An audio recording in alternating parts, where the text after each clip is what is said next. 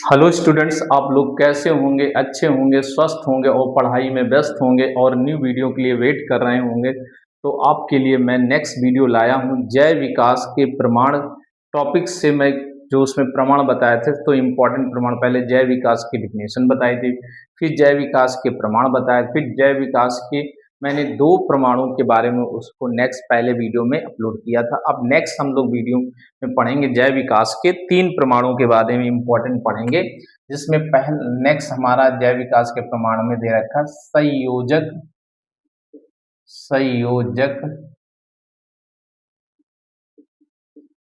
कड़ियों के प्रमाण, यानी इन प्रमाणों से ये सिद्ध होता है संयोजक कड़ियों के प्रमाण पढ़ने हैं। दूसरा हमको पढ़ना है अवशेषी अंक के प्रमाण, अवशेषी अंक के प्रमाण, और तीसरा हमको पढ़ना है जीवाश्म जीवाश्म के प्रमाण। यानी ये तीन आपको इस वीडियो में, तो इसलिए सबसे पहले आप लोग इस चैनल को सब्सक्राइब करिए, लाइक करिए, बेल आइकन बनाइए, दबाइए, और नेक्स्ट वीडियो को कैसा लगा कमेंट्स अवश्य लिखिए और अपने फ्रेंड को शेयर करिए, और न्यू जो स्टूडेंट इसे सब्सक्राइब जरूर करिए। तो अब मेन आते हैं इम्पोर्टेंट आपका टॉपिक से जो पढ़ाना है, वेरी वेरी मोस्ट इम्पॉर्टेंट आपका संयोजक कड़ियों के प्रमाण क्या है।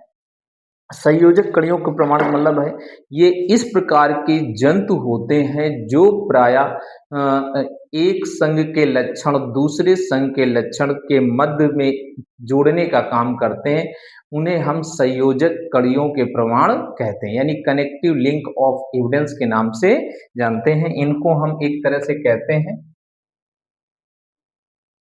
Evidence evidence of connective link के नाम से जानते हैं। तो इस संघ के जंतुओं के लक्षण, ऐसे जंतु मैं लाया हूं, इन जंतुओं के उदाहरण है और उन उदाहरणों से ये प्रूफ होता है कि इनसे मिलते जुलते लक्षण पाए जाते हैं। तो पहले हम लोग आते हैं जिसमें फर्स्ट पॉइंट में आते हैं संयोजक कड़ियों के प्रमाण में दोनों के लक्षण मिलते हैं। फर्स्ट पॉइंट आता है जिसे हम कहते हैं विषाणु। विषाणु को क्या कहते हैं? इसमें सजीव के भी लक्षण पाए जाते हैं और निर्जीव के भी लक्षण पाए जाते हैं, इसलिए विषाणु को सजीव निर्जीव के बीच की कड़ी कहते हैं, कड़ी कहते हैं। दूसरा पॉइंट आते हैं युगलीना। युगलीना एक ऐसा संघ प्रोटोजोआ का प्राणी है जिसमें पौधे और जंतुओं दोनों के लक्षण पाए जाते हैं, इसलिए इसमें क्या होता है, मुख्य रूप से क्लोरोफिल पाया जाता है और क्लोरोफिल होने का यह स्वतः अपना भोजन बना लेता है तथा आवश्यकता पड़ने से जंतु पर निर्भर होकर ही भोजन प्राप्त करता है, इसलिए इसे पौधे और जंतुओं के बीच की कड़ी कहते हैं। इंपॉर्टेंट है। यूग्लिना के बाद में आते प्रोटोस्पंजिया। प्रोटोस्पंजिया प्रोटोस्पंजिया को क्या कहते हैं? ये प्रोटोजोआ और पॉरीफेरा के बीच की कड़ी होती है, यानी इसमें लक्षण कुछ प्रोटोजोआ के संघ के जंतुओं के पाए जाते हैं और कुछ लक्षण क्या होते हैं, पॉरीफेरा के जंतुओं के संघ के लक्षण पाए जाते हैं। तो इसलिए इसमें प्रोटोजोआ पॉरीफेरा के लक्षण उपस्थित होते हैं, इसलिए नेक्स्ट पॉइंट आते हैं हमारा क्या आता है, आता है नियोप्लाइना। क्या आता है? नियोप्लाइना। नियोप्लाइना को क्या कहते हैं? नियोप्लाइना को एनालिडा और मोलस्का के बीच की कड़ी कहते हैं। एनालिडा एनालिडा एनालिडा एवं मोलस्का के बीच की कड़ी कहते हैं। मोलस्का के भी, इसमें एनालिडा के भी लक्षण पाए जाते हैं और मोलस्का के भी लक्षण पाए जाते हैं। पांचवा पॉइंट आते हैं पेरीपेटस। पेरीपेटस पेरीपेटस को क्या कहते हैं? पेरीपेटस को मुख्य रूप से एनालिडा और आर्थ्रोपोडा के बीच की कड़ी कहते हैं। एनालिडा एवं आर्थ्रोपोडा के बीच की कड़ी कहते हैं। इसमें एनालिडा और आर्थ्रोपोडा दोनों के लक्षण पाए जाते हैं। इसके बाद नेक्स्ट आते हैं बेलानोग्लासस। 6 पॉइंट है बेलानोग्लासस। बेलानोग्लासस को हेमिकॉर्डेटा और के बीच की कड़ी कहते हैं, इसलिए ये इम्पोर्टेंट है, ये भी नोट करते जाइए आप एक एक पॉइंट में। तो इम्पोर्टेंट है नॉन कॉर्डेटा और कॉर्डेटा के बीच की कड़ी है। नॉन कॉर्डेटा एवं कॉर्डेटा के बीच की कड़ी है। ठीक, इसके बाद नेक्स्ट पॉइंट में आते हैं। तो नेक्स्ट आते हैं, हमारा आता है जिसे हम क्या कहते हैं, आर्कियोप्टेरिक्स है। बहुत पूछा जाता है ये क्वेश्चन, आर्कियोप्टेरिक्स। एग्जाम्पल 1 नंबर में क्वेश्चन पुटअप किया जाता है। आर्कियोप्टेरिक्स को सरीसृप एवं पक्षी वर्ग के बीच की कड़ी कहते हैं, के बीच की कड़ी कहते हैं। ये बहुत इंपॉर्टेंट है क्योंकि इसमें रेंग कर चलने की भी आदत है तथा चोंच होती, चोंच में दांत होते हैं, सरीसृपों में दांत पाए जाते हैं। ये पक्षी उड़ने का भी काम करते हैं, इसलिए पक्षी और सरीसृप के बीच की कड़ी को हम आर्कियोप्टेरिक्स कहते हैं। इसके बाद कुछ एक और इम्पोर्टेंट बता देता हूँ। एक चमगादड़ है, चमगादड़। चमगादड़ को क्या कहते हैं?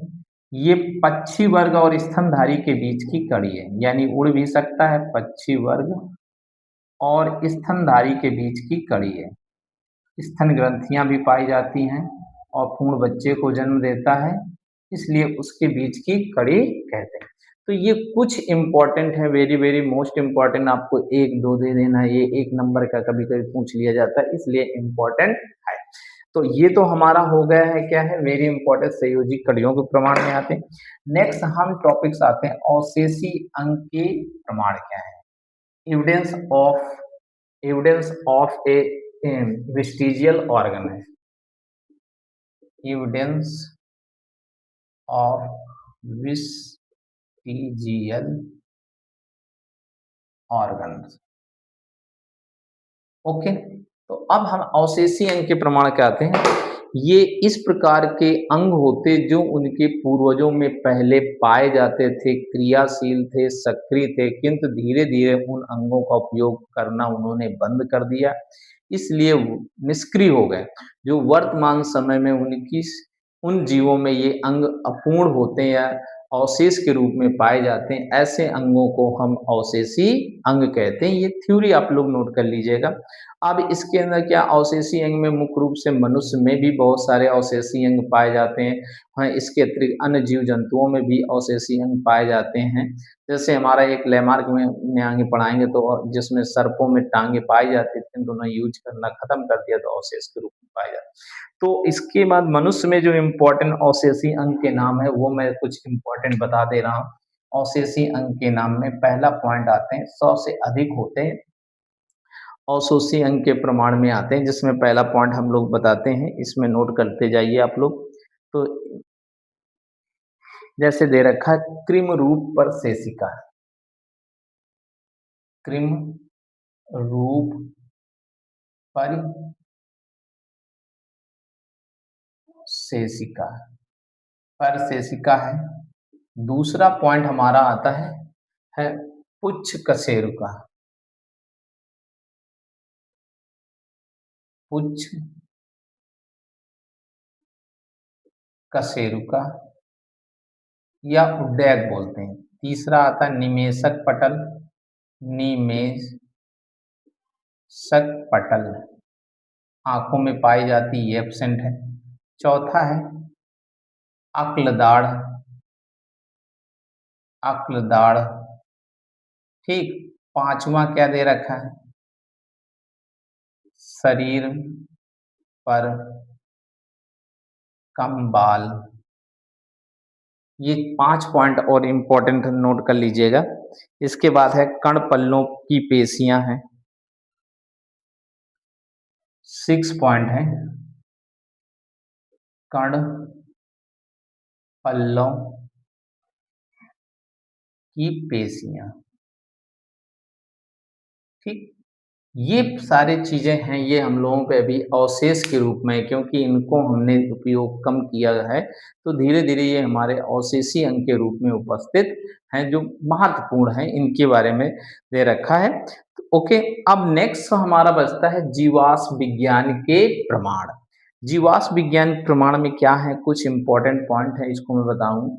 आज से हजारों लाखों वर्ष पूर्व हमारी पृथ्वी के तल छटी में दबे हुए जीव जंतु पेड़ पौधों के अवशेष, जो वर्तमान समय में खुदाई के रूप में प्राप्त होते हैं, और उनके अवशेषों को ही हम जीवाश्म के प्रमाण कहते हैं।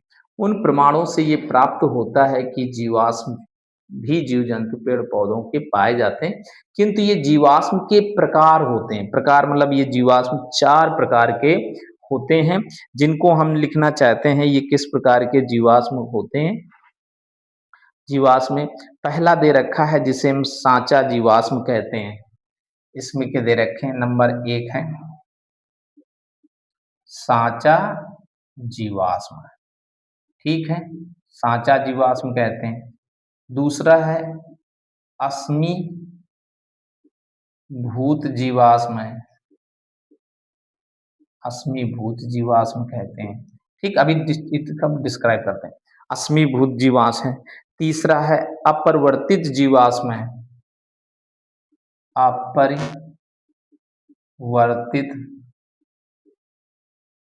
जीवाश्म है, अपरिवर्तित जीवाश्म है। चौथा जीवाश्म है जिसे ठप्पा जीवाश्म कहते हैं, ठप्पा जीवाश्म कहते हैं। ओके, अब इन चारों के बारे में थोड़ा थोड़ा हम लोग पढ़ लेते हैं। सांचा जीवाश्म कैसा होता है, इनको नोट कर लीजिए और ये भी बना लीजिए, नोट्स बन जाएंगे।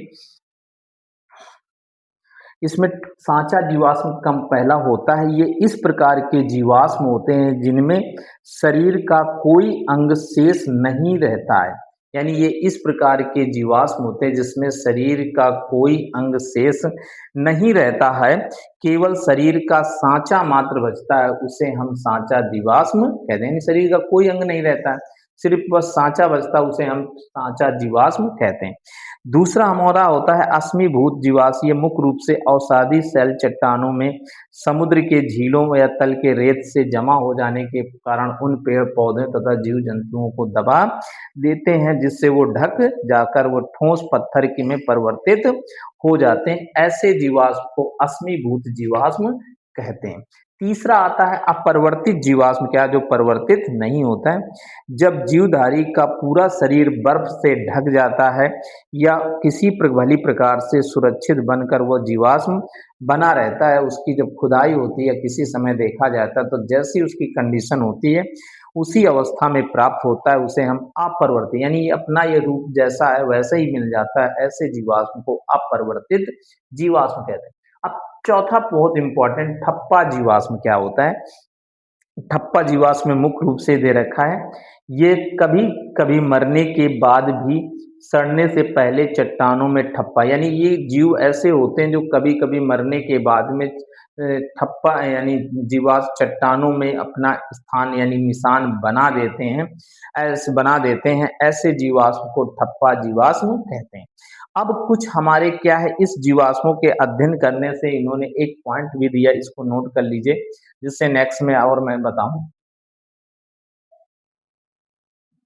ओके, तो इस प्रकार से इस चैनल को सब्सक्राइब करिए, लाइक करिए, बेल आइकन दबाइए और अपने फ्रेंड्स की हेल्प करिए, कमेंट्स अवश्य लिखिए। Okay, thanks.